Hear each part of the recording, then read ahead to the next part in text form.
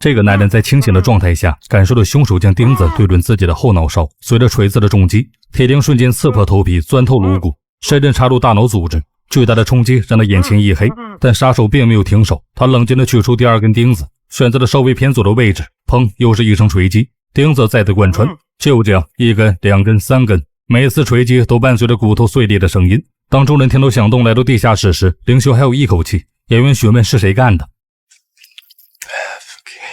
没一会儿灵修彻底咽气，就连商量怎么处理灵修的尸体。有人冷静地下令把他搬到冷藏室，与其他几具尸体放在一起，一切仿佛变成了机械性的工作，连死亡也已不足为奇。但就在他们抬尸体之前，艺术家掏出手机拍照，伯克当即怒斥他在玩弄死者，认为他把一切当作作品。一旁的亲历者也不甘示弱，想要加入拍摄，被呵斥为病态的怪人。短暂的争执后，尸体还是被拖走了。学者来看望演员，演员显然受到了极大的惊吓，出事害名为被活活煮死，剥下的心脏被挖了出来，这些死亡都太有针对性了。学者推测，灵修之所以被钉进脑袋，是因为他具有某种通灵能力，也许他是个能与死者交流的心灵感应者，而这正是导致他被如此残忍对待的原因。这种解释并没有带来安慰，反而让众人更加恐惧。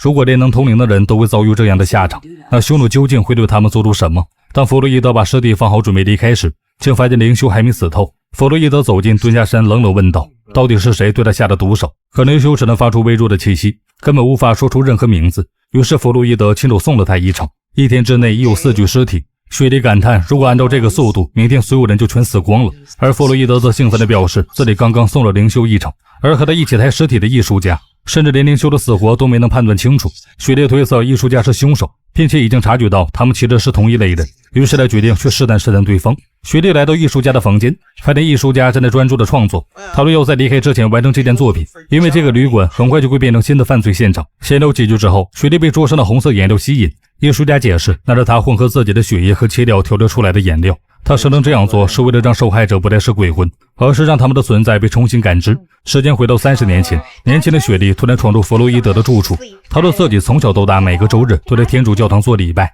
但父亲却死于一场工厂火灾，他让灾难的罪魁祸首因对小镇的贡献而无人指责，这让他开始质疑，一个公正的上帝怎会容忍这样的事。他曾在教堂外听过弗洛伊德的音乐，歌词里充满了对神意的质问与颠覆，从此内心被撕开了一道口子。如今他带着千头万绪的疑问而来，如果上帝早就知道撒旦会背叛，为什么还要将他驱逐？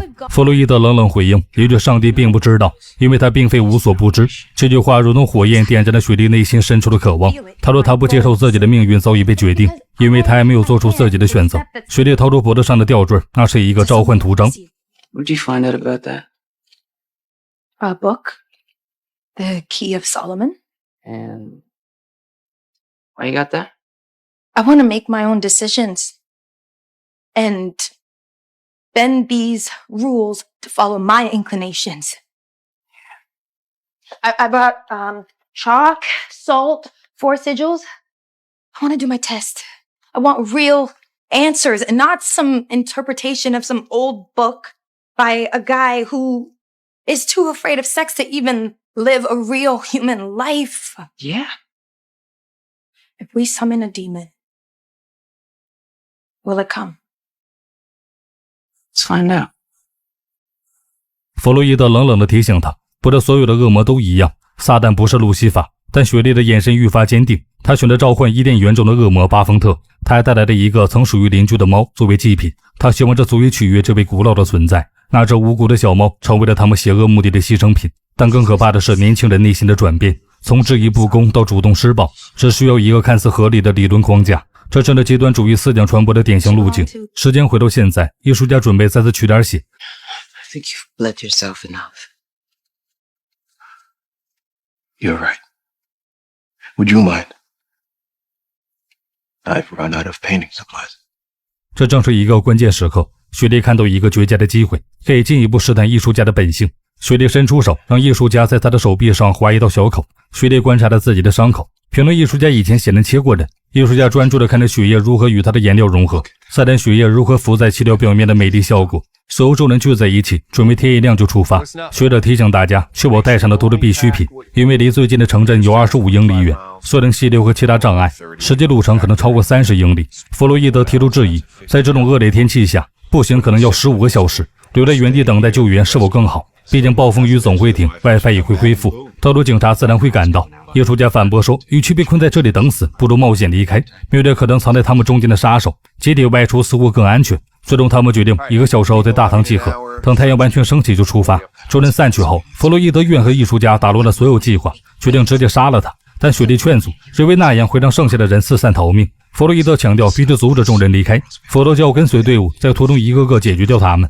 雪莉建议直接告诉艺术家，他的凶手的身份已经被他们识破，试着拉拢他。弗洛伊德认为太冒险，即使他真的是凶手，那家伙所做的一切都是为了自己，他不想要合作伙伴。就在众人收着行李时，学者和艺术家发现灵修的头颅插在了旗杆上。艺术家提醒学者，他们必须尽快出发。一回头看见了恶魔面具杀手，艺术家没扛住几招便被刀子划伤。学者见状鼓起勇气冲了上去，将面具杀手撞倒，手拉着艺术家躲回了屋内。而接力者在窗外目睹了这一切。艺术家提醒众人先躲回屋内，弗洛伊德迅速将面具藏在了天花板。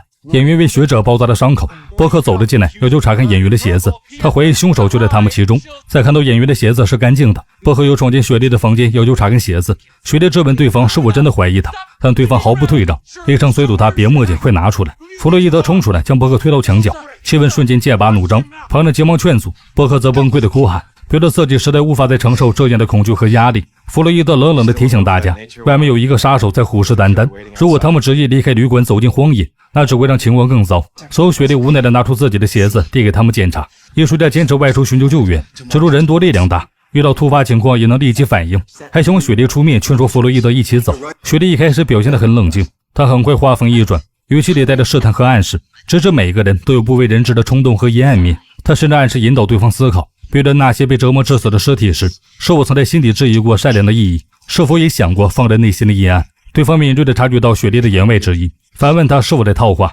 雪莉微微一笑，没有直接否认。 I see. Like, I could tell you I was the killer, who I just fought, by the way, and you'd be okay with it, right? Jesus. You're as bad as all the other murder freaks in this motel. You had me going, fool. And for future references, I think darkness is lame, violence is ugly, and Satan lovers are a joke. I was just responding to your work. You can leave now. 时间再次回到30年前，雪莉表示，撒旦被迫替上帝承担所有脏祸，却因此背负了全部罪责。 When did Lucifer figure out he was a prisoner? Baphomet saw God hide understanding, so the garden to offer knowledge. That's when he saw the gate and realized Lucifer had only been given the appearance of freedom to rebel against God. And someday, I'm gonna set him free. I think I know how to do it. Free Satan. But, question. Saturn. Why is it so important? Well, it's a big bad planet. 他们的计划并不简单，为了召唤巴丰特，他们打算利用土星的力量，这个象征黑暗、恐惧和贫瘠的行星，30年绕太阳一圈，恰好将在几周后记录这一轮公转。他们计划在土星归位之时，记录能量线交汇点火焰与鲜血，还得通向另一边的门。但一个问题萦绕不去，需要多少鲜血？答案令人不寒而栗，6个人的血量足以让恶魔满意。另一边，心理者来到波克的房间，波克一开口便带着刺，冷冷提醒他别再试图挑逗，自己没心情应付他那奇怪的癖好。 Oh, you're always ready to punch me down. I have feelings, you know. Right. 波克带着冷嘲的口吻提醒亲历者，他捅了路比一刀。如今得知他不是凶手，却没有丝毫悔意，沉默蔓延开来。亲历者终于低声道出心里的烦躁，干等着无所事事，让他快要抓狂。今天旅馆也逐渐让他心生恐惧。波克冷笑道：“那个专和杀人犯谈恋爱的女人，如今也被恐惧笼罩。”亲历者没心情回应，他耳边依稀回荡着外面的动静。学者和艺术家走出后不久，打斗声骤然响起。他知道那一定是巴丰特在行动。他站在窗前，双脚像灌了铅般沉重，甚至不敢抬头去看，喉咙发紧，他无法喊出助手，也握不住刀，整个人僵在原地。第一次感受到彻底的无力感。波克看着他，语气柔和了下来。 It's because you were scared as hell. Okay, believe me, I get it. That was through a wall.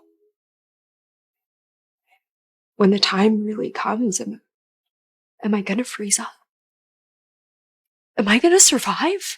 伯克齐声说，没人能在考验之前知道答案，但他还得恭喜亲历者，知道他现在终于像个正常人一样，对眼前的困境有了真实的反应。亲历者微微一笑，带着一丝自嘲，问能否在这里多待一会儿。伯克点了点头。为了转移注意力，他提议去找副牌回来打几局。与此同时，弗洛伊德表示，所有羔羊都被赶回了羊圈，但他们知道这样的安稳不会持续太久，两人低声商量着该开始宰杀了。雪莉谈起那个艺术家，说他不过是另一个无能狂怒的羊羔，失望溢于言表。走弗洛伊德来到艺术家的房间。I can already tell I'm in trouble. First there was my encouraging a death march. Bruise your paper-thin masculinity. You've been found lacking. I find that hard to believe. I'm not a pathetic old man past his prime and looking for my value in other people's eyes. You have no idea who I am. I think I have a pretty good idea. You've been spoiling for a fight since day one. I guess today's your lucky day. 怒火彻底引爆，两人从第一天的敌意终于演变为正面冲突。激烈的扭打过后，弗洛伊德被重重的击倒在地，这里雪莉悄悄从窗户翻了进来，这里一刀捅在了艺术家的腹部，随后雪莉捂住艺术家的嘴，嘴里念念有词。